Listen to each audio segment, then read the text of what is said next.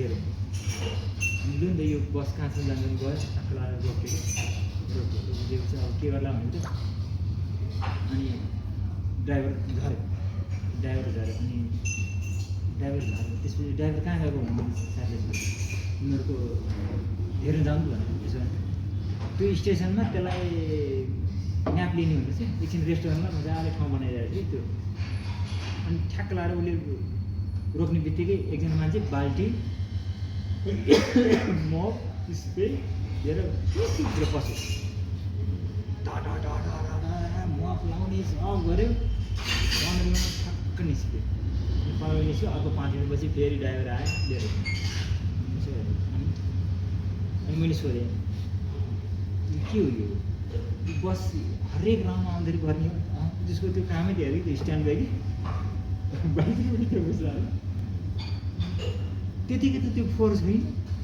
त्यो माथि हरेक राउन्डबाट आएर अनि गएर दिए दनादैन त्यो फोहोर होस् कि नहोस् पुछिहाल्ने रहेछ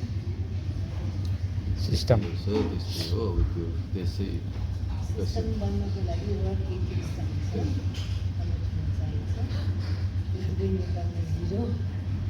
के गर्ने नेपालमा चाहिँ सोच्छु न त्यसको लागि चाहिँ के तपाईँको सेल्फ अवेर हुने कि जमातबडी हुनु पऱ्यो कि त त्यहाँ डर यहाँ थुप्रै डर छैन त्यहाँ त्यो हामीले 2 दिन अगाडिदेखि सानो अर्डर गरेको साथीले अर्डर गरेको अनि कहाँ अर्डर अब यो के भन्छ होस्टेलमा हामीले